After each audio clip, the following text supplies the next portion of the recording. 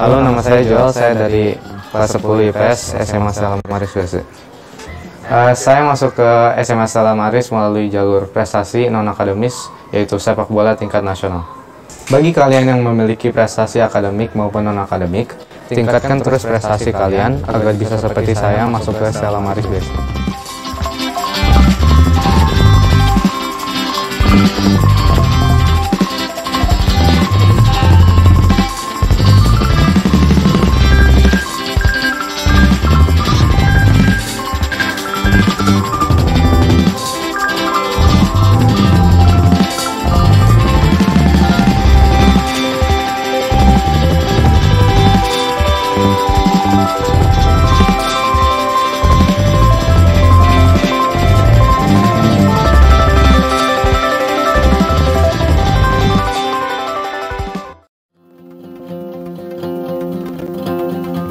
Hai, nama aku Alexander Adrian, aku dari sekolah Stella Maris Gading Serpong dan aku dari kelas 8B.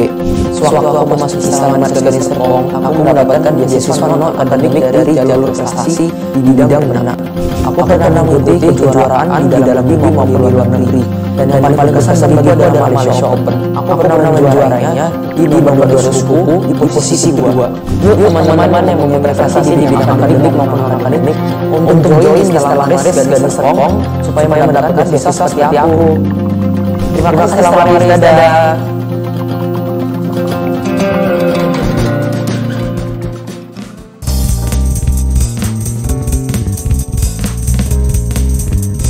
Hai, perkenalkan nama aku Sherina Tutiwani. Mulai Juli nanti, aku bakal masuk menjadi siswi kelas 10 di Stella Maris Gading Serpong.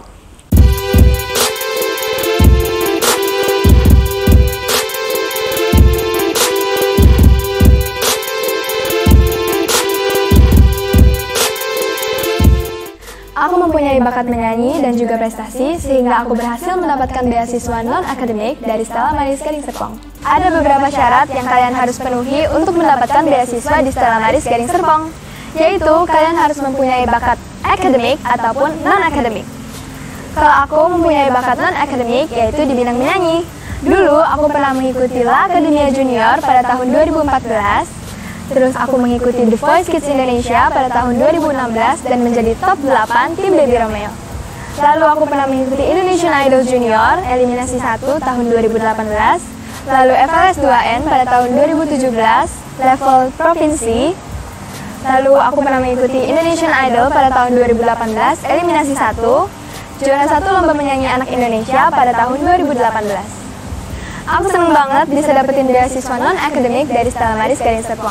Nah, buat kalian yang mempunyai bakat non-akademik maupun akademik, yuk segera daftarkan diri kalian ke Stella Maris Gading Serpong, biar bisa dapetin beasiswa kayak aku. Thank you Stella Maris supportnya.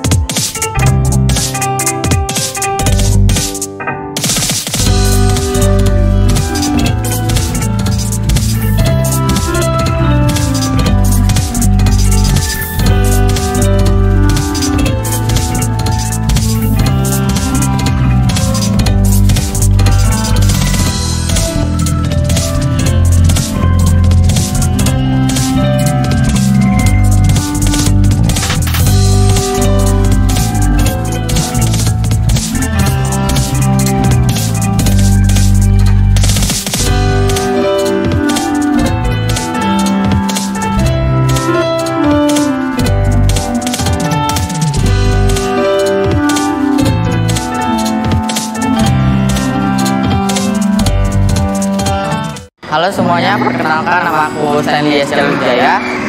Saya masuk di Stella Maris di sini dengan melalui jalur prestasi.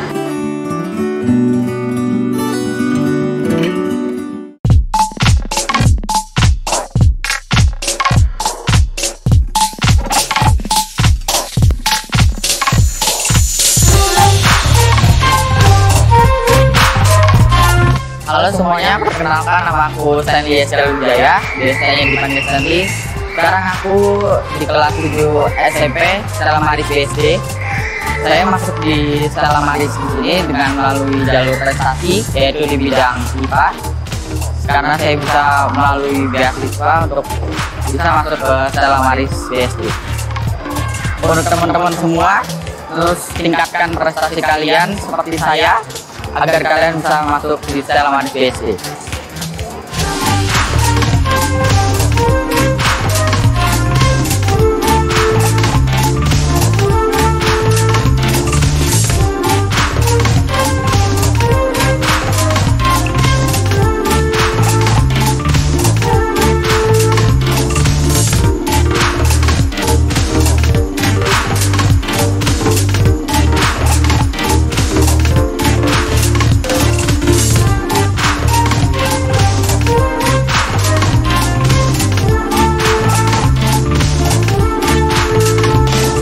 Ke Stella Maris BSD melalui jalur prestasi di bidang non-akademik, yaitu gimnastik tingkat internasional.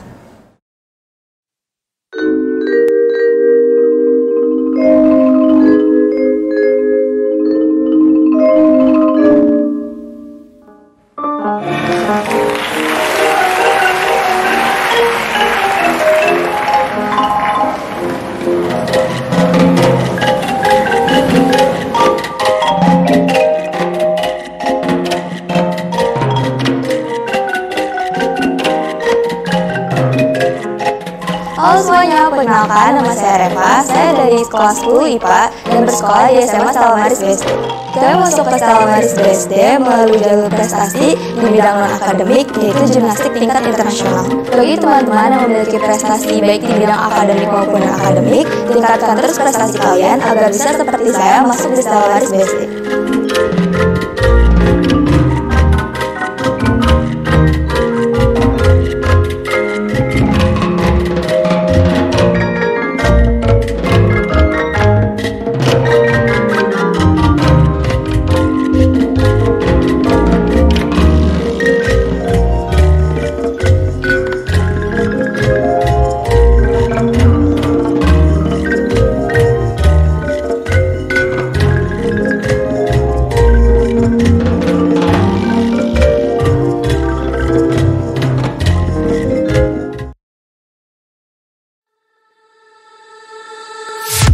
Every time I'm going out, the same things keep happening. New boys, same tricks. Come close to me now, trying to be smooth, but here we go again, here we go again. You're trying to buy me drinks, and I don't like your cheap tricks. Take it somewhere else, would ya, would ya? I don't know what you think, but I'm not one of those shits. Take it somewhere else, would ya, would ya? You got nothing on me, on me. You got nothing on me, on me. You got nothing on me, on me.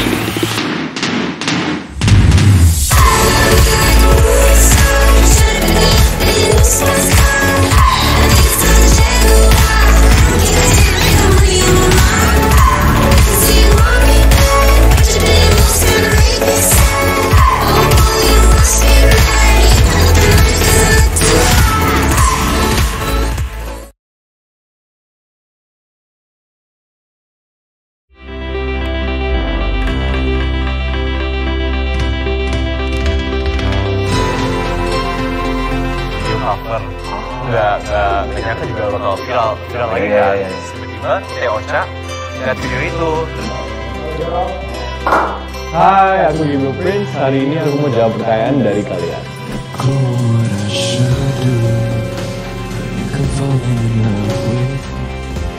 Halo, saya Giblo Prince. Sekarang saya lagi ada di Stella Maris High School Gading Serpong. Untuk semua students di sini, selamat belajar dan terus berprestasi.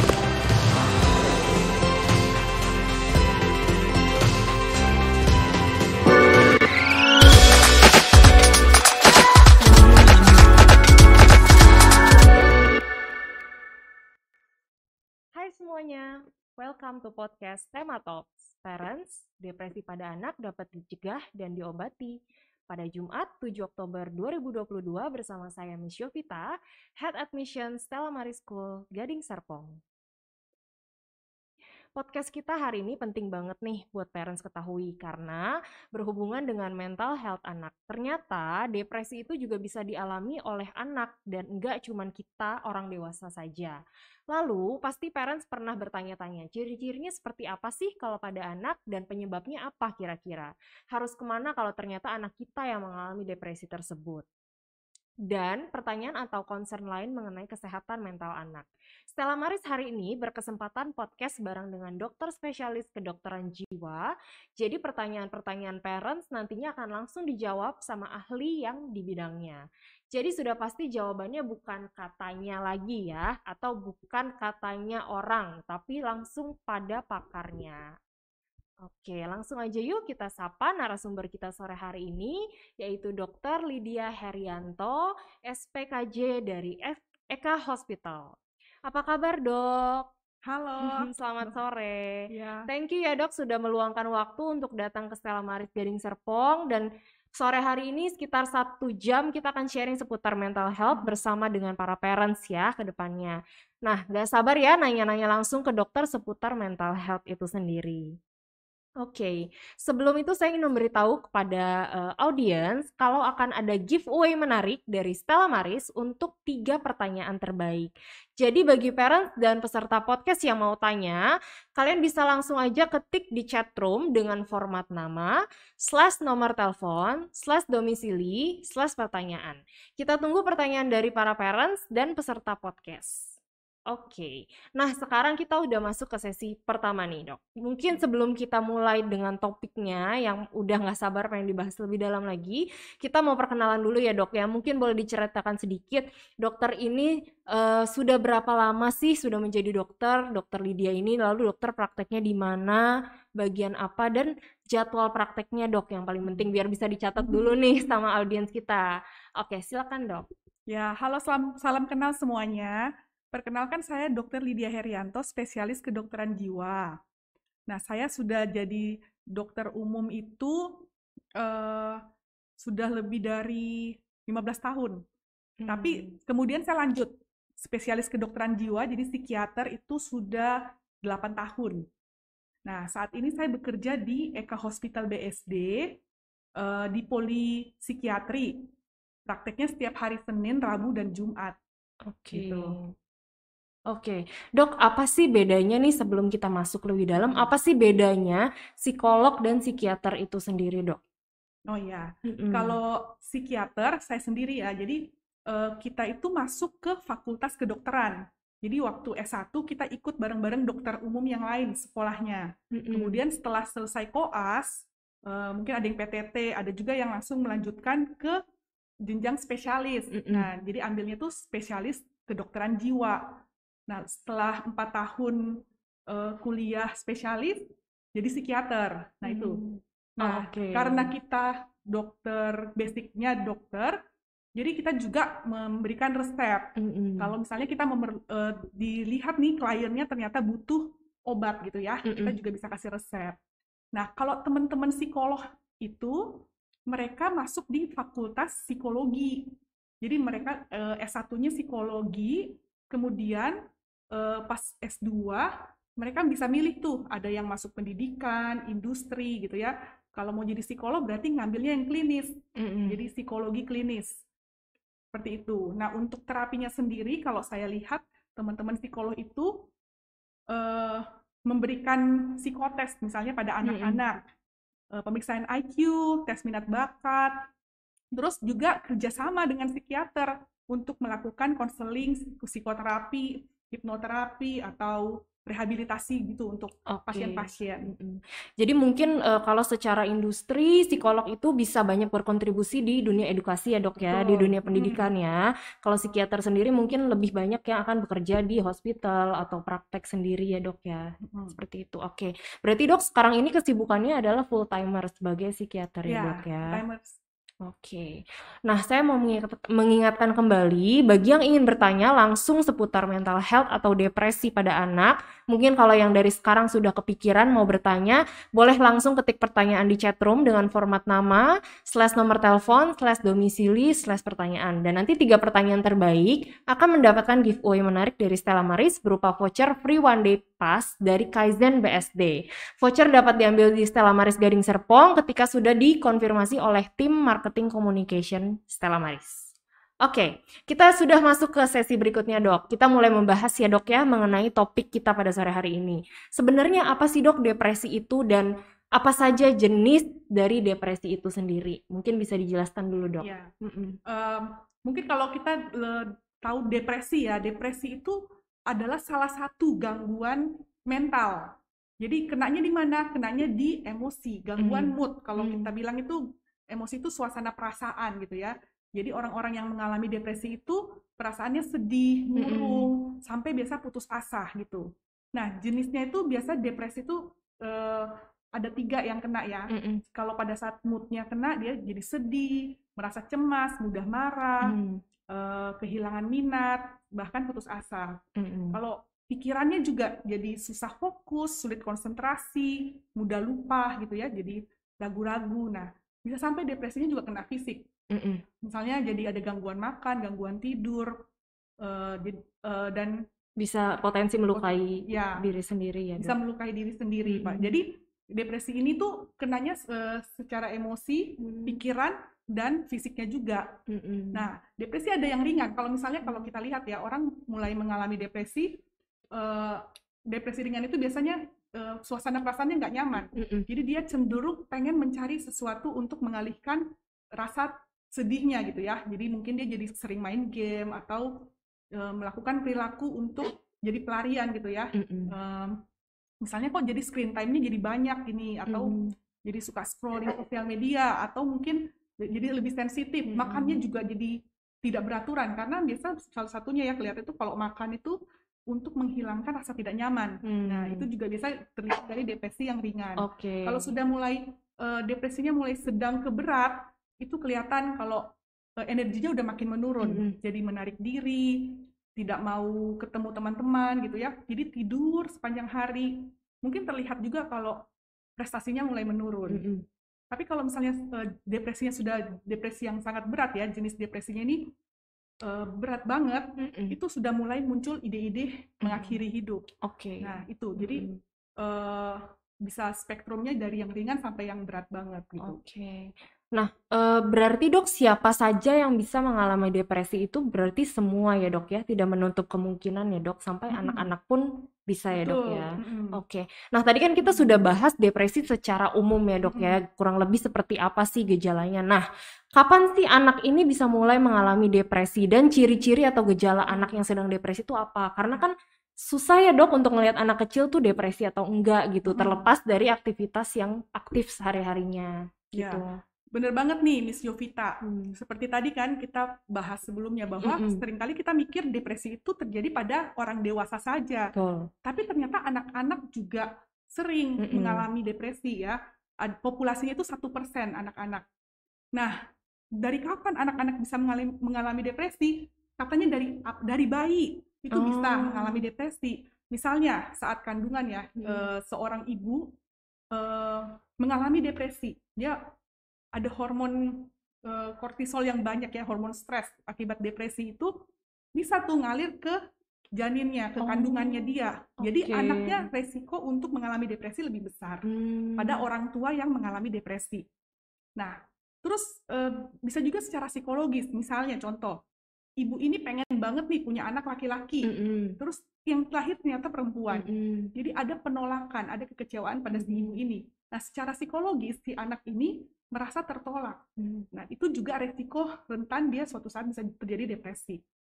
Nah, selain itu juga kalau kita lihat nih banyak penelitian untuk anak-anak yang kehilangan orang tuanya di usia 3 tahun pertama. Jadi kalau usia 0 sampai 3 tahun itu kan self-center ya.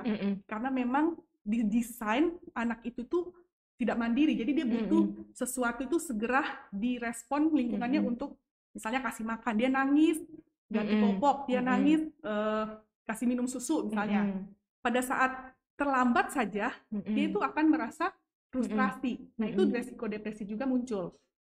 Misalnya kehilangan, kayak kemarin nih ada banyak tuh pas kasus COVID, ada ibu-ibu yang akhirnya meninggal. Nah, anak-anak yang kehilangan ibu di awal kehidupannya juga rentan terhadap depresi karena belum terbangun hubungan psikologis ya yang dekat. Nah, terlihat juga anak-anak yang dibesarkan di panti asuhan, mereka cenderung angka depresinya lebih besar ketimbang anak-anak yang tinggal bersama keluarga lengkap, seperti itu. Nah, jadi ini mulai 0 sampai 3 tahun nih. Kelihatan tanda-tandanya kalau anak kecil itu kan belum bisa mengekspresikan saya sedih nih, saya depresi nih, nggak bisa kan. Jadi terlihatnya pertumbuhannya terlambat gitu. Jadi berat badannya nggak naik, kok anak ini sering rewel, sering nangis gitu ya, dibanding anak yang lain gitu. Terus sering sakit, misalnya tiap bulan masuk rumah sakit, batuk, flu, atau diare. Ternyata depresi jangka panjang juga menurunkan imunnya si anak ini. Terus berat badannya tidak naik-naik. Jadi ternyata depresi sendiri menghambat growth hormone, jadi hormon pertumbuhan pada si anak. Jadi terlihat juga kan, jadi kok jadi kurus terus gitu anaknya ya dibanding anak yang lain. Nah, sudah agak membesar ya anak itu kalau misalnya ke sekolah, risiko tambahan apalagi sulit beradaptasi, misalnya dibully di sekolah. Nah, kalau pembentukan kepribadian salah satunya Miss Jovita, anak ini butuh dipuji, butuh untuk meningkatkan kepercayaan dirinya, butuh diakui gitu ya. Tapi pada saat si anak-anak ini malah dapat kebalikannya, jadi harga dirinya runtuh, pikiran negatif, udah mulai tuh distorsi kognitif ya, maksudnya pikiran-pikiran negatif tentang dirinya. Nah, ini juga bisa jadi akar suatu saat dia bisa jadi depresi pada anak-anak yang punya harga diri yang rendah, seperti itu. Oke. Nah, Dok, kira-kira apa sih, Dok, misalkan nih setelah parents mendengarkan penjelasan kan jadinya mungkin parents lebih terbuka ya. Apa sih yang harus mereka lakukan jika anaknya depresi atau mungkin mereka sudah mulai menemukan gejala yang berbeda pada anaknya, Dok? Nah, pertama gini, kalau misalnya kita lihat anak ini mengalami depresi itu terlihat gini, ada perubahan. Tadinya dia ceria, anaknya ceria gitu ya, kok jadi sering murung gitu ya. Terus tadi kemampuan untuk menangkap sesuatu, belajar juga jadi lebih lambat, gitu. Nilai-nilai akademisnya juga menurun. Perlu ditanyakan tuh orang tua, parentsnya nanya, ada apa? Misalnya, boleh ceritakan apa yang kamu rasakan gitu ya. Nah, cenderung biasanya gini, cenderung kita itu fokus kalau misalnya anak pulang sekolah kan fokusnya nanya gimana nilai sekolah tadi, kuisnya bagus nggak nilainya, nilai rapotnya berapa gitu ya. Seringkali kita lupa menanyakan kamu seneng nggak di sekolah, teman-teman kamu baik nggak di sana, perasaan kamu gimana di sekolah. Nah, dengan salah satu kita sering menanyakan emosinya, anak-anak ini bisa mengekspresikan perasaannya, orang tua memvalidasi emosinya, ini lebih cepat nih untuk mendeteksi apakah anak kita mengalami depresi atau tidak. Soalnya ada satu kasus nih, Miss Jovita, aku ingat soalnya satu klien ya, dia ini dibully, dilecehkan di sekolah, ini anaknya. Tapi dia tidak cerita ke ibunya, dia kayaknya apa ya, kayaknya mungkin di keluarga ini tuh tidak terbiasa untuk tukar pikiran, diskusi itu tidak terbiasa.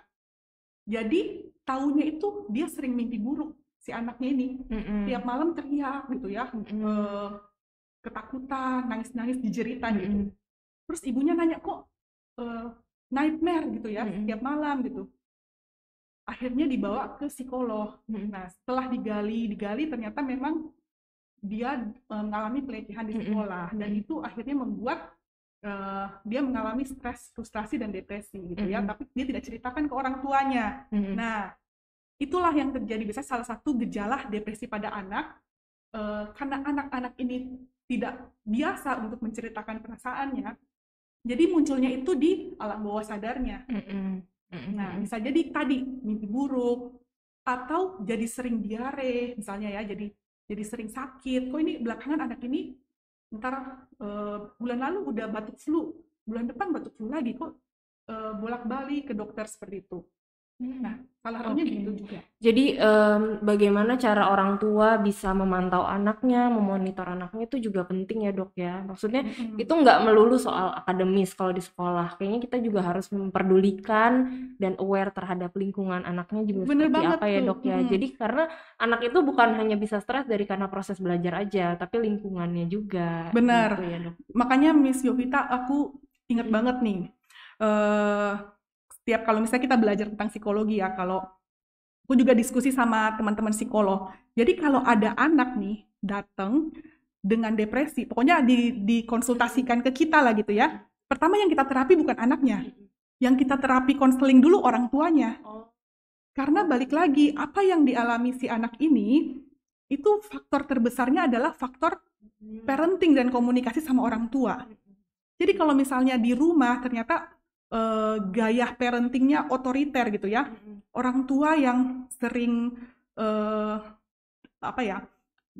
cuma memerintah anaknya, ini nggak boleh, kamu harus seperti ini, itu mematikan inisiatif anaknya juga untuk mengekspresikan emosi kan, jadi anaknya cuma bisa diem gitu ya.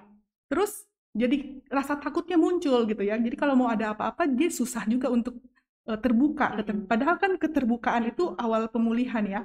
Nah dari situ tuh juga menjadi dasar kenapa anaknya jadi tertutup. Jadi kalau ada masalah atau apa dia nggak bisa sharing. Nah, dan itu numpuk-numpuk jadi bisa depresi juga ya si anak. Nah, jadi penting banget tuh tadi orang tuanya dulu mengevaluasi apakah selama ini saya sudah jadi parents yang demokratis nggak sih, yang menyediakan wadah untuk anak saya itu merasa nyaman untuk cerita di rumah seperti itu.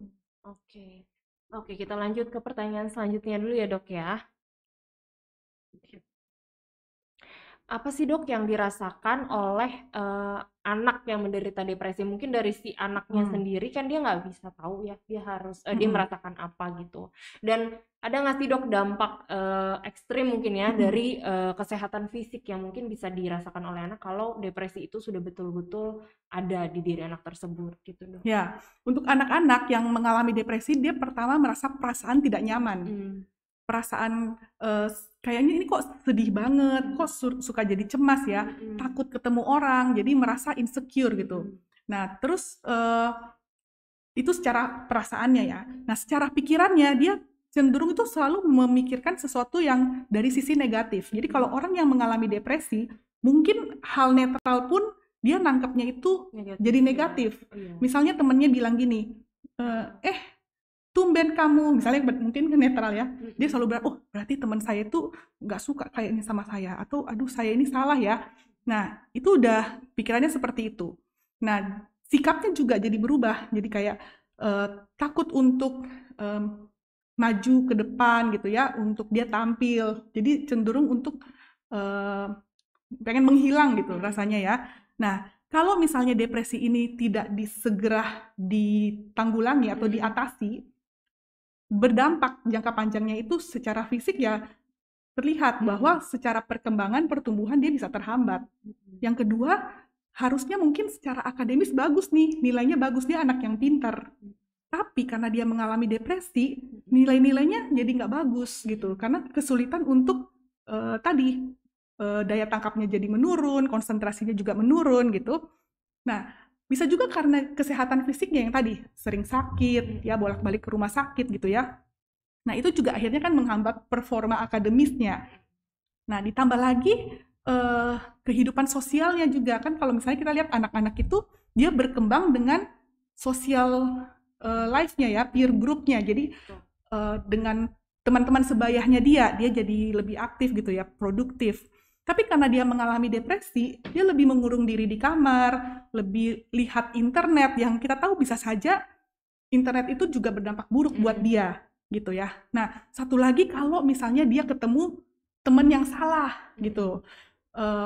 Karena banyak nih juga penelitian mengatakan bahwa anak-anak yang mengalami depresi itu banyak yang terlibat narkoba, gangster gitu ya, karena dia merasa mungkin ini bisa membuat saya merasa lebih tenang gitu, dia mencari misalnya merokok, awalnya merokok ini biar lebih tenang, atau dia minum-minum alkohol gitu. Jadi ya gitu, kalau dibiarkan dia dampaknya tuh Banyak Banyak sekali ya banget dok ya. ya efek sampingnya ya. Oke dok. Nah sekarang kan yang lagi tren tuh kayaknya anak-anak terutama remaja ya suka melakukan self diagnose sendiri. Apalagi semenjak istilah bipolar itu muncul ya dok ya dari waktu itu kasusnya Marsyanda ya yang pertama ya.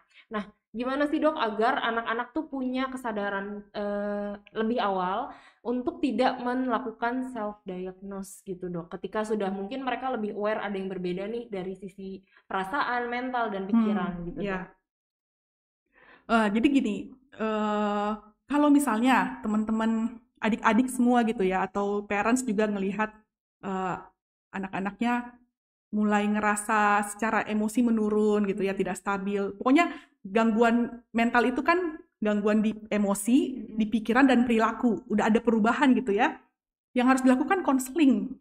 Di setiap sekolah harusnya ada guru BP gitu ya, guru untuk atau konselor gitu, untuk cerita dulu ini apa yang dialami. Nah, kalau misalnya sedih aja karena jelas nih, misalnya dia nilainya nggak bagus, terus dia sedih, tapi dia bisa semangat lagi. Nah, itu sebenarnya berarti bukan depresi. Nah, kalau dibilang depresi, itu berarti apa? Lebih dari 2 minggu itu ngerasa tidak semangat, kehilangan minat, putus asa gitu ya. Jadi udah dihibur juga tidak bisa berkepanjangan ya dok? Iya, jadi sedihnya berkepanjangan gitu, sampai nggak bisa fokus tadi yang kita bahas tadi ya. Nah, itu perlu langsung ke konselor dulu biasanya. Nah, nanti setelah dilakukan evaluasi dari konselor, dia melihat, oh ya kayaknya anak ini juga mengalami depresi. Nah, baru biasanya dikonsultasikan ke psikolog. Oh oke, ke psikolog ya dulu ya dok ya. Berarti jadi tahap awal lah ya kita katakan kalau untuk di sekolah itu bisa ke konselor dulu, lalu nanti setelah mendapatkan penjelasan dari konselor bahwa membutuhkan penanganan lebih lanjut, bisa diarahkan ke psikolog ya dok ya. Oke, kita lanjut ya dok ya ke pertanyaan selanjutnya. Nah, kita sudah masuk ke sesi selanjutnya nih dok. Tapi sebelum masuk ke sesi selanjutnya, aku penasaran nih dok, pengen nanya. Kira-kira dok, kalau misalkan untuk seorang psikolog itu bisa nggak sih dok dia mengobati dirinya sendiri dok? Nah, iya itu pertanyaannya bagus banget ya. Itu sama kayak aku penasaran aja gitu dok, gimana sih cara mereka bisa pada dasarnya gini, kita itu tiap hari berusaha untuk menolong diri kita sendiri ya. Cuma untuk kasus kalau misalnya orang sudah mengalami gangguan psikologis, salah satunya misalnya gangguan depresi ini, kita butuh orang lain. Karena kadang banyak hal yang kita tidak bisa lihat dari apa ya, pada saat mood kita jelek banget ya. Kita kan selalu berpikirnya dari sisi yang ya kayaknya lagi pakai kacamata buram gitu ya. Nah, kita perlu orang lain melihat dari sisi yang kita tidak lihat gitu. Itu salah satunya. Nah, yang kedua, sebagai makhluk sosial ya, manusia itu makhluk sosial, untuk kita berkembang, untuk kita mendapatkan energi positif, itu kita nggak bisa sendirian. Jadi kalau orang depresi itu kan bawaannya itu pengen menarik diri, pengen sendirian aja di kamar gitu ya, nggak keluar-keluar kamar berminggu-minggu, ada tuh. Nah, justru nggak gitu, justru kita harus membawa dia, ayo kita temenin nih pendampingan psikologis ya, masuk dalam grup, komunitas gitu, untuk lebih cepat memulihkan depresinya ya dia butuh masuk ke dalam satu circle sosial gitu ya, nggak bisa sendiri. Oke, jadi ya pokoknya psikolog ataupun psikiater mereka juga kan memang makhluk benar. sosial ya yang memang membutuhkan orang lain untuk bisa menilai ketika itu sudah terjadi pada dirinya sendiri ya dok ya. Oke, nah dok gimana sih dok cara mengatasi depresi nih? Misalkan ketika orang tua sudah menyadari anaknya memiliki gangguan yang tidak kunjung membaik atau tidak kunjung kembali normal perilakunya. Langkah apa yang selanjutnya orang tua ambil? Misalkan setelah anaknya disampaikan keluhannya ke konselor sekolah, itu biasanya orang tua harus melakukan apa dok selanjutnya? Atau penanganan di rumah untuk sehari-harinya gitu. Ya, pertama kalau bisa pasang kuping, dengerin nih, mendengarkan anak dulu. Apa yang misalnya anak ini alami atau rasakan gitu ya. Jangan kayak judge, kok kamu bisa depresi, kok gitu aja depresi, aduh kamu kurang berdoa kali ya kan. Nggak seperti itu. Jadi coba mereka butuh didengarkan. Jadi sediakan kayak tempat wadah di rumah gitu ya. ruang untuk anak itu bisa merasa nyaman cerita nih perasaan saya seperti apa yang terjadi di sekolah, dan pikiran saya ini kayak gimana, perasaan saya seperti apa. Nah, orang tua itu siap mendengarkan dan kasih waktu. Nah, jangan seringkali kita berpikir gini, ya udah sebagai orang tua itu hanya kasih kebutuhan pokok itu sandang pangan papan. Enggak. Yang paling penting itu sebenarnya apa? Emosional, memberikan kasih sayang. Yaitu salah satunya orang-orang yang mengalami depresi itu karena kekurangan kasih sayang. Jadi kayak kantong emosinya itu kosong gitu loh. Nah, akhirnya dia merasa tadinya sedih dan berkepanjangan, akhirnya bisa depresi. Nah, jadi yang harus dilakukan adalah orang tua memberikan kasih sayangnya, memberikan waktunya, memberikan kehadirannya dia buat si anak tersebut gitu ya. Nah, yang kedua, setelah itu dilakukan, menemani dia untuk dihubungkan ke profesional. Kalau memang dirasa itu sudah berat gitu ya, dibawa ke psikolog, atau memang kalau misalnya depresinya terasa berat ya, misalnya anak-anak yang karena ada yang depresi yang berat banget ya, itu sampai dia berhalusinasi. Soalnya ada satu klien itu dia sampai dengar kayak suara yang menyuruh dia, ya udah kamu mati aja deh, kamu nggak layak, kamu loncat aja, kamu tabrakin diri aja. Nah, itu kan perlu obat, karena dengan hanya konsultasi itu tidak terlalu banyak membantu. Betul. Gitu. Jadi oke, ini penting banget ya parents ya. Jadi apabila kalian sudah mengetahui, Bapak Ibu sudah mengetahui adanya gangguan atau adanya gejala yang tidak normal kepada anaknya, segeralah lakukan langkah awal, yaitu ke konselor, lalu nanti kita lanjutkan ke tingkat yang selanjutnya. Tapi yang terpenting adalah bukan terlepas dari sudah berobat atau sudah diarahkan kemana, tapi parents juga harus aktif berperan serta ya, karena tidak hanya patokannya itu nggak hanya dokter saja dan nggak hanya pengobatan aja, tapi itu justru parentsnya yang harus lebih berperan lagi ya dok ya. Percuma kalau misalkan memang sudah tahu gejala, lalu sudah diarahkan ke metode penanganan yang tepat, tapi parentsnya tidak ambil alih juga gitu dok. Oke, nah dok, apa sih perbedaan antara psikolog dan psikiater dalam menangani penderita depresi? Apakah ada cara perbedaan untuk menganalisa, atau mungkin dari sisi pemberian resep ada yang boleh dan tidak boleh? Mungkin boleh dijelaskan dok. Yang paling jelas ini psikiater memberikan resep obat gitu ya. Nah, tapi tidak semua kasus kita kasih obat.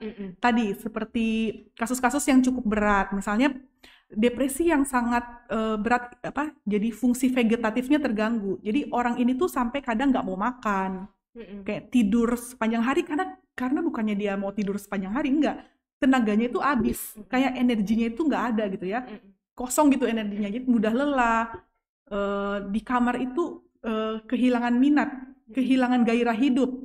Nah, kalau kita paksa, ya udah kamu olahraga yuk, ayo keluar, itu sulit banget. Jadi, nah untuk kasus-kasus seperti ini biasanya kita akan bantu obat dulu. Nah, obat itu tujuannya apa? Tujuannya memperbaiki imbalance neurotransmitter di otak kita yang menyebabkan orang ini jadi depresi. Jadi memperbaiki serotoninnya, dopaminnya. Nah, dopamin itu yang bikin dia jadi bisa fokus lagi gitu ya. Serotonin yang bikin dia semangat lagi, ada minatnya muncul lagi, motivasinya ada lagi gitu. Nah, setelah diobati, pada saat dikasih obat, biasanya nggak langsung membaik. Karena setiap obat antidepresi pun butuh waktu untuk bekerja. Nah, jadi biasanya 2 bulan, 3 bulan itu sambil psikiater ini bekerja sama dengan psikolog. Psikolog mulai nih pendampingan psikologis, mencari akarnya, mengapa, triggernya apa, stresornya apa sih yang membuat dia jadi depresi. Karena orang mengalami depresi bukan kayak, hari ini tuh depresi karena kejadian kemarin. Belum tentu, karena depresi itu multifaktor. Ada perjalanan. Coba ditanya dari dia kecil sampai sekarang apa yang terjadi. Biasanya tuh numpuk-numpuk. Tadi pengalamannya numpuk-numpuk gitu. Nah, terus tiba-tiba misalnya dibully temennya. Nah, itu dibully teman itu adalah stresor atau trigger. Tapi trigger ini bisa bikin jadi depresi karena sudah ada faktor resiko sebelumnya yang tadi mungkin komunikasinya dia atau kepribadiannya dia atau selama ini dia insecure. Karena kan balik lagi ya, ada stresor yang sama terjadi pada 4 anak misalnya ya. 4 anak dibully satunya biasa aja, satunya malah jadi lebih semangat gitu. Pokoknya saya harus menjadi itu legonya dirapi. saya harus membantu teman-teman yang lain. Satunya jadi depresi misalnya gitu ya. Nah, itu tergantung dari kepribadian si anak. Nah, kepribadian si anak ini terbentuk dari mana? Dari rumah. Gitu. Oke dok, berarti untuk penanganan masing-masing jenis depresi itu akan berbeda ya dok, satu dengan yang lainnya ya, termasuk resep mungkin yang disediakan ya dok. Oke, kita lanjut lagi pertanyaan berikutnya. Nah, kita sekarang sudah masuk ke sesi Q&A nih dok. Saya hendak mengingatkan lagi bahwa akan ada giveaway menarik dari Stella Maris untuk 3 pertanyaan terbaik. Dan nama para pemenang nanti akan diumumkan di akhir podcast. Nah, kita mulai masuk ke sesi pertanyaan ya dok ya. Karena ini sudah banyak yang melakukan pertanyaan nih, yang mengetik di kolom chat. Oke. Nomor 1, pertanyaan pertama ini ada dari Mukti. Bapak atau Ibu Mukti dari Tangerang. Anak saya usia 10 tahun dan dia sangat sering emosi atau marah-marah. Kadang malam hari tiba-tiba merasa sedih dan menangis sendiri. Saya tanya sedihnya kenapa? Dia bilang tidak tahu kenapa aku mau nangis. Anak ini selalu bilang aku bego atau bodoh sekali. Maaf ya. Akhir-akhir ini nilai sekolah agak menurun. Padahal kami orang tua tidak pernah bilang seperti itu ke anak-anak.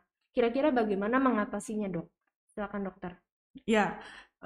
Kak Mukti tadi ya yang bertanya pada anaknya umur 9 tahun. Nah, kalau kita lihat di sini ada keluhan bahwa anak ini sudah sulit ya dalam belajar, jadi nilai akademisnya sudah mulai menurun. Nah, secara emosinya juga udah mulai tuh rasa sedih, putus asa, apalagi dia merasa dirinya bodoh. Pikirannya udah negatif tentang diri sendiri. Betul. Nah, bisa jadi nih sebenarnya mulai digali. Mungkin Kak Mukti gali dulu ke anaknya. Apa yang terjadi sebelumnya? Emang ada yang pernah ngomong sesuatu sama kamu? Karena kalau untuk kasus orang yang mengalami depresi, yang kita bantu adalah mengubah si distorsi kognitif tadi, pola pikir yang salah, karena cenderung mereka akan beranggapan tentang dirinya itu lebih rendah dibanding orang lain, berpikir negatif tentang dirinya. Nah, ini yang kita bantu untuk dia bisa reframing, bahwa tidak seperti itu. Balikin lagi, membantu dia mengingat keberhasilan dia di masa lalu. Jadi meminjam energi dari apa yang sudah dia pernah lakukan sebelumnya yang dulu bagus. Oh, kamu dulu bagus, ini seperti ini. Nah, pasti ada sesuatu ya. Ya. Yang kedua, Kak Mukti bisa bilang ke anaknya, oke, kita sama-sama ya, pastikan bahwa anak itu nggak merasa sendirian. Ada mama, ada papa gitu ya, kita akan bantu kamu, ada guru-guru di sekolah. Kamu cerita, kita mau bantu kamu sama-sama. Nah, kalau memang ternyata tidak berhasil, balik lagi tadi. Bantu dia untuk ketemu profesional, si anak tersebut. Gitu. Oke, jadi bukan hanya ditanya kenapa ya dok ya, tapi mungkin orang tuanya juga harus merecall kembali kenangan-kenangan dan memori-memori baiknya yang positifnya, juga. Iya. Positifnya dan merangkulnya itu paling penting ya dok ya. Oke. Kita lanjut ya dok ke pertanyaan selanjutnya, ada dari Ibu Salena, domisilinya di Jambi. Pertanyaannya, saya sering sekali memarahi anak, mau mukul, cubit karena anak saya aktif banget. Apakah anak sering dimarahi bisa depresi? Silakan dok. Ibu Salena ya? Ibu Salena. Ini jadi pengen nanya sama Ibu Salena nih. Anaknya kan hiperaktif tuh. Aktif banget. Aktif banget gitu ya. Nah, sebenarnya anak yang aktif itu sebenarnya anak yang pintar ya, karena biasa gitu ya, anak yang hiperaktif itu cenderung lebih pintar gitu. Nah, coba deh dilihat dulu ini sebenarnya anaknya ini apakah ADHD, ya kan? Dia jadi hiperaktif, apakah ADHD gitu. Jadi perlu ke konselor atau psikolog gitu untuk mengevaluasi anaknya. Jadi jangan langsung dimarahi. Nah, yang kedua gini, anak ini dia mirroring, idealizing orang tua. Jadi dia mencontoh dan menyerap apa yang orang tua lakukan ke dia akan jadi seperti itu. Jadi kalau misalnya parents pengen nih anaknya lebih sabar, parents sabar dulu gitu, lebih sabar dulu, contohin ke anak gitu. Tapi kalau parentsnya marah-marah atau kesel gitu, nah anak-anak nanti suatu saat dia akan berperilaku yang seperti itu juga. Kalau misalnya orang tuanya terlalu otoriter nih, dampaknya anak-anak ini akan membalas ke temennya. Jadi biasa di orang-orang yang ngebully temennya di sekolah, itu biasa di rumahnya itu dia dikasarin sama orang tuanya. Nah, itu juga bisa jadi seperti itu. Nah, apakah anak ini bisa jadi depresi? Nah, balik lagi bisa iya, bisa enggak. Karena kan depresi itu multifaktor ya. Betul. Jadi bisa juga. Oke. Oke dok, kita lanjut ke pertanyaan selanjutnya ya dok ya. Ada pertanyaan dari Kakak Prima di Jakarta Utara. Ini mirip-mirip dok kasusnya dengan yang pertanyaan sebelumnya. Saya sering emosi dan stres menghadapi anak saya yang sangat keras kepala. Dia perempuan, usianya 9 tahun. Jadi saya sering marah-marah dok, sampai stres dan sesak nafas. Bagaimana cara saya mengatasi ini dokter? Mungkin orang tuanya juga sudah mulai terkena pikirannya karena stres menghadapi anaknya gitu dok. Ya, tapi memang ini mungkin tidak hanya dialami oleh kakak Prima ini ya, karena zaman sekarang ini orang tuanya pada banyak yang stres nih juga. Iya betul. Karena mungkin kondisi saat ini gitu ya, ditambah lagi orang tua bekerja, terus banyak yang harus dilakukan gitu, terus harus mengurus anak, jadi kayak sudah capek, stres sendiri, terus dituntut untuk bisa perform baik di depan anak. Nah, ada baiknya untuk kakak Prima ini, pertama ada me time gitu, manajemen stres untuk diri sendiri dulu. Karena biar bagaimanapun kan kita harus menolong diri kita sendiri dulu kan, sebelum kita menolong orang lain. Nah, buat parents juga jangan lupa untuk self care dulu, self love dulu ke diri sendiri untuk bisa bantu anak-anaknya. Nah, jadi kalau untuk kasusnya kakak Prima ini mungkin yang perlu dikonseling dulu kakak Primanya, ya dibanding baru kemudian anaknya. Atau mungkin ada masalah di pekerjaan atau butuh cerita gitu ya, mungkin ke teman-teman yang dianggap baik gitu untuk bisa dengar kakak Prima ini. Betul, jadi istilahnya apa ya, menjaga kestabilan pikiran dan perasaan orang tua itu penting untuk bisa mengurus kestabilan pikiran dan perasaan anaknya juga ya dok ya. Jadi orang tua juga jangan takut dan jangan malu lah ya dok istilahnya untuk melakukan konseling juga gitu. Oke, pertanyaan selanjutnya ada dari Ibu Lydia di BSD. Selamat sore dok, saya mau bertanya bagaimana caranya mengatasi trauma yang menyebabkan anak tersebut menjadi depresi seperti trauma karena sering diejek teman-teman sehingga tidak nyaman sekolah gitu. Teman-temannya suka mengejek, itu seperti apa harus? Ya, nah itu, ini tadi bahwa sebenarnya gini, kalau untuk anak-anak sendiri itu masih perkembangan kepribadian, dan kepribadian itu terbentuk sampai usia 18 tahun. Jadi seringkali kalau kita mengalami ya diejek, dibully sebelum kepribadian kita terbentuk, itu memang mempengaruhi pembentukan ego juga. Nah, yang paling pertama kita bantu anak dia tidak melihat itu menjadikan ejekan temannya itu menggambarkan dirinya. Jadi kayak identifikasi bahwa oh saya seperti itu. Enggak. Sebagai parents berarti yang harus dia bantu adalah si anak melihat kekuatannya dia. Bahwa kadang nih orang ya misalnya orang ini ngomong oh temennya sombong, si A sombong, si B sombong, si C sombong. Sebenarnya yang sombong siapa? Dirinya sendiri. Kadang kan kita gitu ya, karena dia pakai. Nah, kita bantu bahwa kamu nggak seperti itu. Yang lebih kenal kamu adalah orang tua.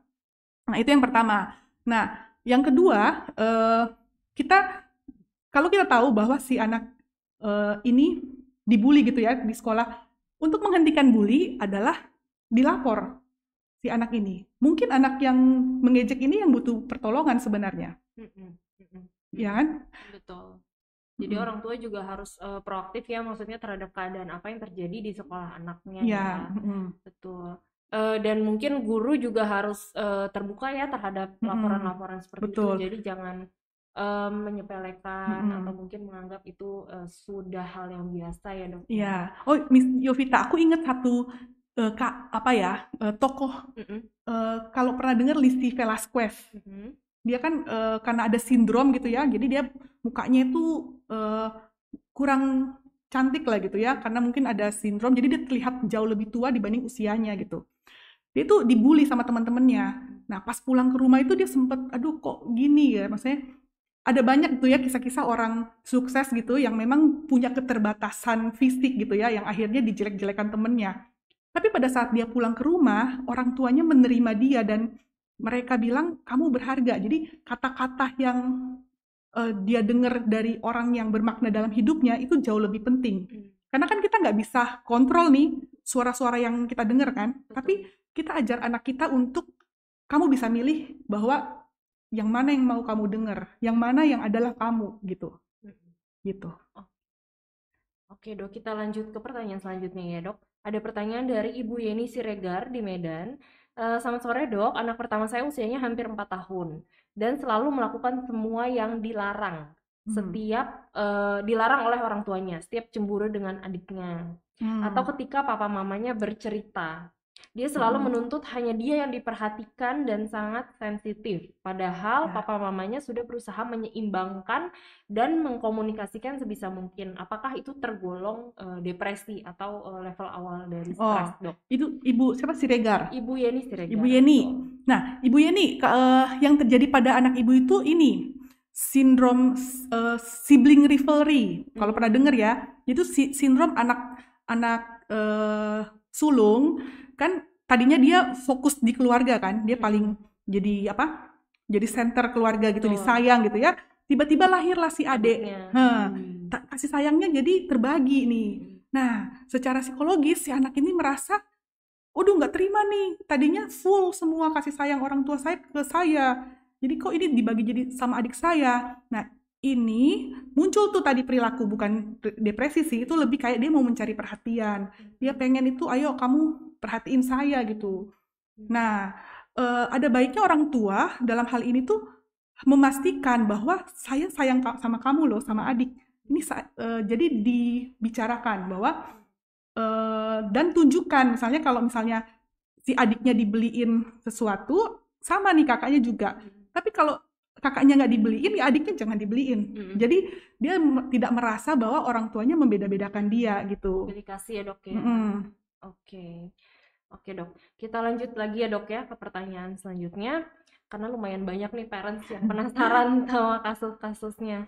Ada pertanyaan dari Ibu Mustika di Jambi. Sore dok, terima kasih sebelumnya. Begini dok, anak saya ini dulu sering dibully oleh temannya. Nah sekarang sudah saya pindahkan sekolah, tapi sekarang anak saya itu sangat sensitif. Jika ditatap saja dengan temannya jadi takut dan terkadang bisa sampai nangis. Anak saya usianya 6 tahun, bagaimana cara membuat dia percaya diri lagi sekolah? Terima kasih dok. Berarti masih SD ya dok ya? Ya, SD kelas 1 ya berarti ya? SD kelas 1, betul. Ya, jadi kalau bisa dibilang sebenarnya trauma bully yang di sekolah sebelumnya itu belum selesai di anak ini. Jadi sebenarnya kita bisa bantu anak ini tuh menyelesaikan dulu yang dulu. Jadi kita ajak ngomong atau konsultasi gitu ya. Biasanya yang dilakukan adalah pakai art terapi. Maksudnya kayak main, kalau anak-anak itu kan sulit ya diajak komunikasi seperti ini, sulit. Jadi kayak kita main orang-orangan gitu loh. Anggaplah yang dulu jahatin dia namanya siapa ya, misalnya podcast, ini podcast lah namanya ya. Si podcast nih, yaudah kamu mau marahin podcast. Jadi biarkan si anak itu main, dia ungkapin dulu rasa sakitnya sama si podcast ini. Terus bawa anak itu untuk memaafkan si temennya yang dulu ngebully di masa lalu gitu. Jadi tujuannya adalah apa? Mengobati si luka dari si anak ini. Nah, bisa jadi sebenarnya karena dia merasa masih insecure, masih ada trauma sama di sekolah sebelumnya. Jadi di sekolah sekarang walaupun pindah sekolah, jadi sebenarnya gini, pindah sekolah itu bukan menyelesaikan juga. Yang diselesaikan adalah situasi di saat itu. Gitu. Jadi memang kalau misalnya sebaiknya ya, kalau orang tua ngelihat nih anak lagi bertengkar sama temennya, diselesaikan di situ. Ya udah ayo saling maafin, ayo kamu ini diselesaikan gitu. Nah itu yang terjadi pada si anak. Diajak ngobrol aja anaknya. Kalau kamu ketemu si teman-temanmu yang lain, kamu mikirnya apa? Kenapa? Apa yang membuat kamu takut gitu.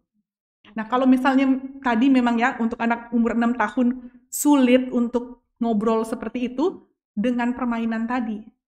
ajak main, terus ya dianggaplah si ini tuh dia, misalnya tokoh dia itu jadi mainan. Nah, terus dia main-main. Nah, dari situ dikasih masuk nilai-nilai. Nah, ada satu lagi. Kalau paling bagus ya untuk masukin kayak kepercayaan diri atau nilai-nilai yang baik buat anak-anak itu dengan storytelling. Jadi kalau misalnya parents nih, kalau anak-anak sore-sore atau malam ya mau tidur gitu ya, sejam sebelumnya itu cerita dongeng atau apapun, dia bercerita kisah. Dia bisa ambil kisah si kejadiannya si anak ini. Dia ceritain, oh ya, si ini tuh akhirnya memaafkan temannya. Terus dia jadi berani, dia jadi seperti ternyata tidak semua orang itu jahat. Ternyata teman-temannya yang lain itu baik gitu. Nah, akhirnya anaknya menginternalisasi si cerita tadi dari ibunya gitu. Jadi maksudnya orang tua juga harus menerapkan jangan kalau ada setiap kejadian seperti itu yang berpotensi membuat depresi tak langsung ditarik anaknya, tapi belajar untuk menghadapi ya dok Iya, ya, betul. menganalisa kasusnya dan harus berbuat apa, itu yang lebih penting. Oke, kita lanjut ya dok ke pertanyaan selanjutnya. Dari Ibu Aili di Jakarta. Dok bisa memberikan tips bagaimana cara praktis dan mudah dilakukan guna membangun habit baik untuk komunikasi anak ke orang tua, sehingga anak bisa bebas dan nyaman bercerita di rumah. Dan seberapa besar pengaruh lingkungan rumah dapat membantu menjaga mental anak. Karena kita paham bahwa anak akan lebih banyak menghabiskan waktu di sekolah, dok, gitu. Gimana melatih anak biar bisa terbuka kalau di rumah, dok, tanpa orang tuanya mungkin harus bertanya dulu, gitu. Sebenarnya gini, apa ya? Tiap anak itu punya kepribadian karakter masing-masing gitu ya. Memang ada anak yang terlahir dia ekstrovert, jadi dia mudah untuk bercerita. Tapi ada anak-anak memang dia pendiam gitu ya, lebih introvert. Nah di sini memang perlu orang tua mengenali anaknya ini seperti apa. Kalau misalnya dia cenderung harus ditanya ya nggak apa-apa, tanya duluan. Dan balik lagi komunikasi itu dibangun dengan dimulai dari bapak ibu, ayah dan ibunya gitu. Kalau ayah ibunya suka bercerita, apa-apa di-sharing gitu ya, ngobrol satu sama yang lain, nah si anak juga akan mengikuti itu. Jadi mulai dari orang tua dulu. Kemudian bikin suasana di rumah itu nyaman untuk cerita. Jadi misalnya tadi kayak dengan suatu permainan. Dunia anak itu kan dunia bermain ya. Jadi kadang susah untuk ngobrol langsung seperti kita ini, tapi dia lebih mudah untuk ngobrol pada saat dia main. Jadi main bersama dengan anak-anak. Mau itu drama, kontes apa gitu, itu juga bisa jadi salah satu saluran komunikasi, betul. Jadi nggak harus kalau ngobrol tuh benar-benar formal kayak di introduksi ya dok. Nanti anaknya malah jadi tegang duluan ya dok ya. Oke, ini ada pertanyaan lagi nih dok dari Ibu Nia. Anak saya usia 6 tahun dan saya ingin bertanya. Ibu Nia di Jogja. Di sekolah anak saya bisa tiba-tiba tidak fokus belajar. Bahkan jadi sensitif banget dan mudah marah hingga memukul temannya. Bahkan bisa membahayakan karena tidak paham kalau hal yang dilakukan berbahaya atau tidak. Padahal saat pagi hari anaknya masih ceria dan fine saja. Pertanyaannya yang pertama, bagaimana kita bisa mengetahui anak tersebut sedang depresi atau hanya bad mood biasa saja? Lalu yang kedua, bagaimana penanganan untuk yang mengalami depresi tersebut karena kita tidak menghadapi sewaktu di sekolah. Jadi ada perubahan perilaku mendadak kalau anaknya di sekolah tuh jadi kayak agak brutal ya dok atau agak kasar perilakunya seperti itu. Nah perlu dikonfirmasi lagi nih, ini di sekolah saja atau di rumah juga? Kalau ternyata tadi ya, kalau dari ceritanya kan di rumahnya baik-baik saja, tapi di sekolah tiba-tiba jadi brutal seperti itu. Nah, kalau bedain sama depresi mau dimanapun, di rumah, di sekolah itu ya begitu aja sama, moodnya turun, perilakunya sama gitu ya.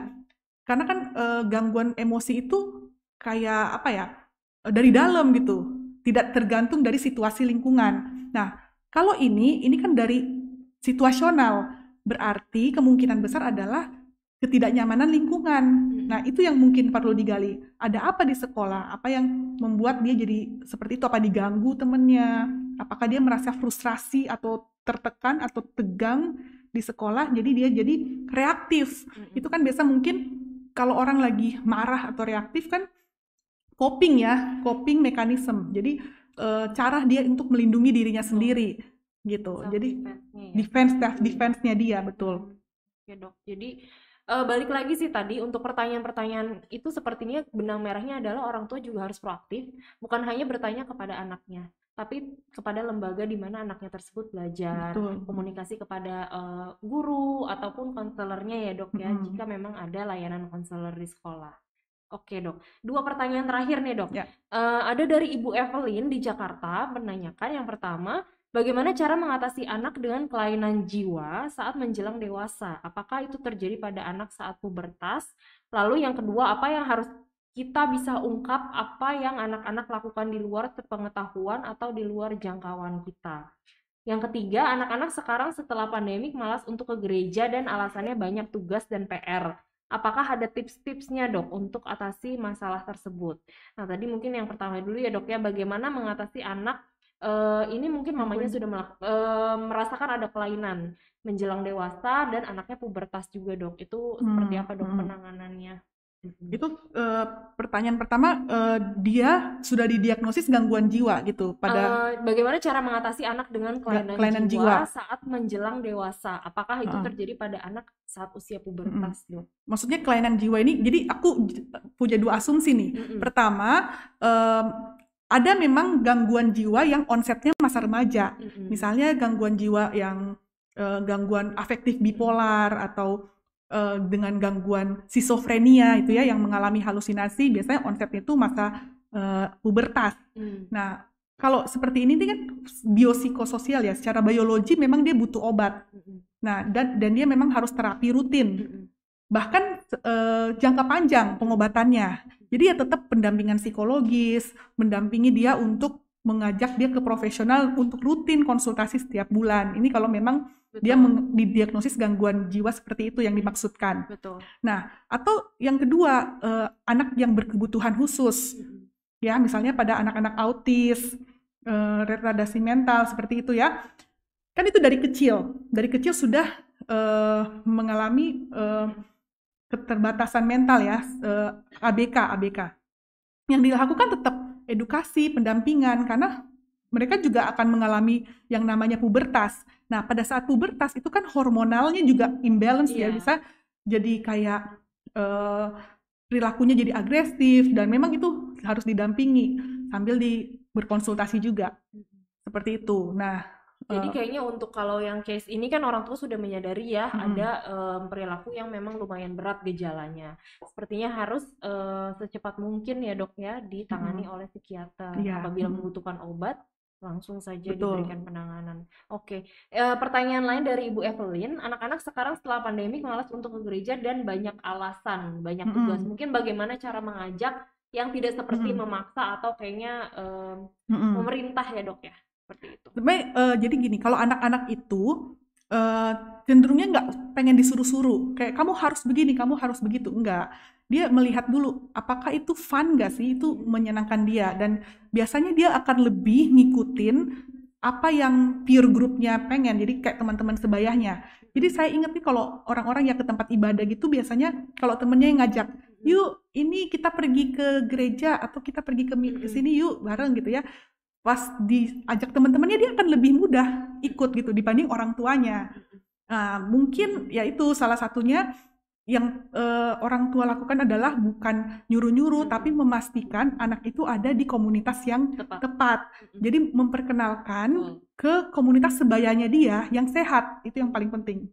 Jadi nggak perlu apa ya dok ya, maksudnya orang tua nggak perlu khawatir kalau anaknya nggak ke gereja sama orang tua, yang penting ke gereja dengan komunitas yang tepat gitu ya dok ya.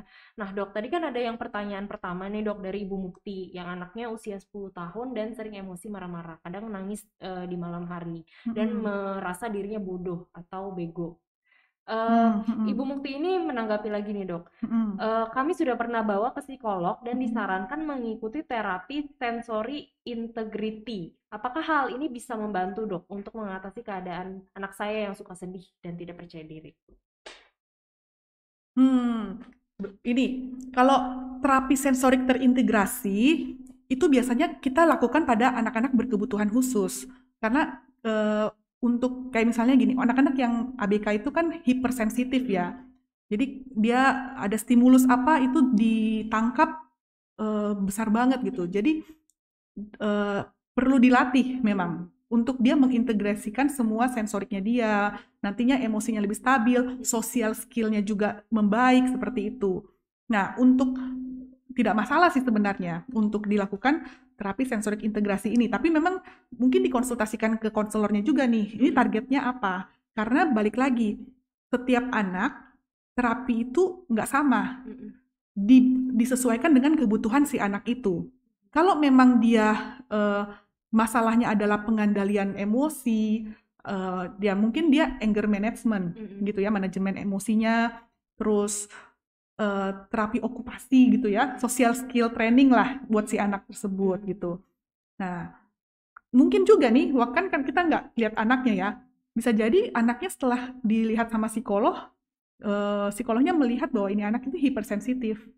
Bisa. Jadi makanya dia disarankan untuk terapi sensorik terintegrasi gitu. Berarti untuk tindakan awal membawa ke psikolognya itu sudah betul Sudah ya, betul, Dok ya.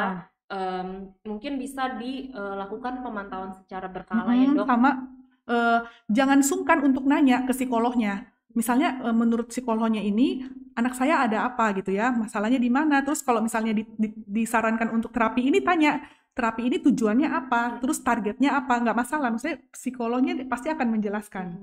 Karena maksudnya apa yang orang tua harapkan tuh psikolog juga harus tahu ya, Dok ya. Iya. Sehingga kalau misalkan harapan orang tua tuh kayaknya tidak tepat deh dengan kemampuan anaknya, itu juga bisa jadi refleksi untuk orang tuanya ya, Betul. Dok ya. Dan jangan malu juga untuk second opinion gitu. Kayak misalnya kan kita ke dokter nih, ke dokter A, terus kita merasa kayaknya aku pengen ke dokter B deh untuk diskusi lebih lanjut tentang satu kondisi, nggak masalah. Ke psikolog juga biasa ada pasien yang ke saya juga gitu ya, dia sudah ke 2 atau 3 psikiater, terus akhirnya ke saya untuk nanya lagi untuk kepastian. Itu bagi kita tuh bagus karena si klien ini, si pasien ini kritis gitu ya, dia mau benar-benar mengetahui kondisinya dia itu. Jadi kita sama-sama diskusi gitu. Oke, jadi nggak masalah ya, memang kan psikolog juga harus secara profesional melakukannya. Jadi parents punya banyak opsi ya, Dok ya. Parents bisa melakukan apapun, yang penting parents sudah mengetahui apa yang harus dilakukan, langkah awalnya itu yang paling tepat. Oke, Dok. Nah, banyak banget yang sudah kita bahas ya, Dok, hari ini, dan pastinya 1 jam itu nggak cukup ya, Dok ya. Mohon maaf banget para audiens kalau misalkan masih ada pertanyaan yang belum sempat terjawab, tapi tadi kan di awal sudah tahu nomor HP dokter, dan juga parents yang masih tertarik dengan Stella Maris bisa menghubungi kami di nomor 0878 7278 5231 dengan format nama atau usia anak atau pertanyaan. Nah, nanti itu bisa dijadikan untuk sarana penampungan pertanyaan ya, Dok, kalau misalkan masih ada. Oke, nah kita sudah memilih ada 3 pertanyaan terbaik, Dok, yang tadi. Yang pertama itu adalah Ibu Mukti, yang kedua dengan Ibu Aili, dan yang ketiga itu adalah Ibu Lydia. Selamat untuk kepada parents yang sudah bertanya dan sudah terjawab juga oleh dokternya. Oke, Dok, nggak kerasa nih sudah 1 jam kita sudah ngobrol, dan terima kasih juga dokter untuk waktunya, Dokter Lydia, karena saya juga jadi mendapatkan banyak ilmu nih, Dok, meskipun masih belum mempunyai anak, yang sudah mau meluangkan waktu hari ini. Terima kasih banyak, dokter. Dari tim Eka Hospital juga terima kasih banyak.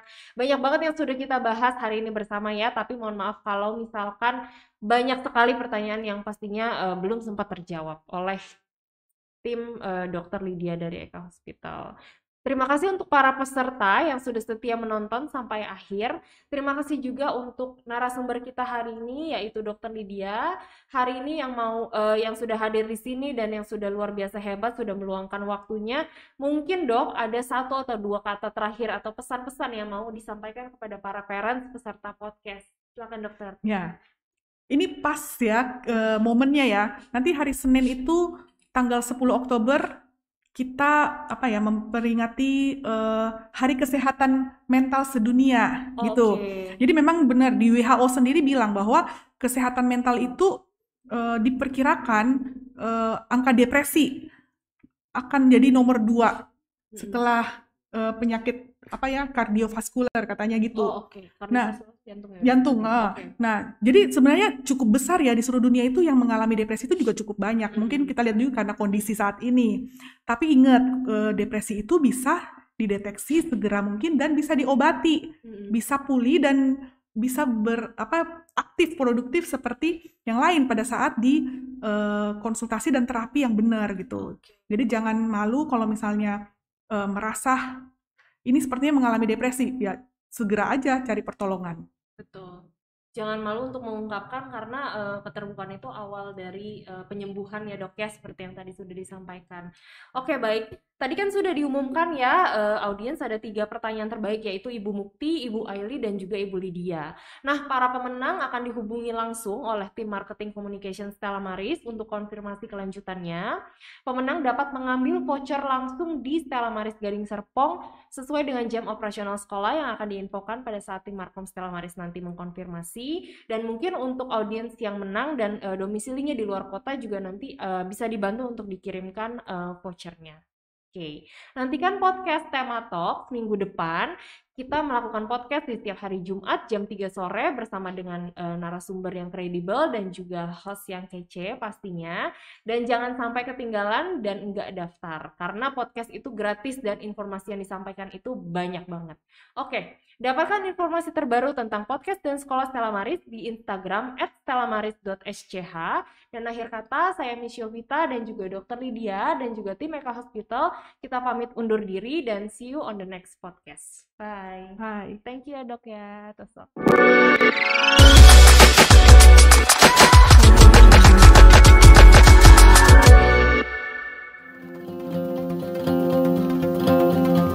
Hai, nama aku Alexander Adrian, aku dari sekolah Stella Maris Gading Serpong dan aku dari kelas 8B. Sewaktu aku masuk di Stella Maris Gading Serpong, aku mendapatkan beasiswa non-akademik dari jalur prestasi di bidang berenang. Aku pernah mengikuti kejuaraan di dalam negeri maupun di luar negeri, dan yang paling berkesan bagiku adalah Malaysia Open. Aku pernah menjuarainya di nomor 200 suku di posisi kedua. Yuk teman-teman yang mempunyai prestasi di bidang akademik maupun non-akademik untuk join di Stella Maris Gading Serpong supaya mendapatkan beasiswa seperti aku. Terima kasih Stella Maris, dadah.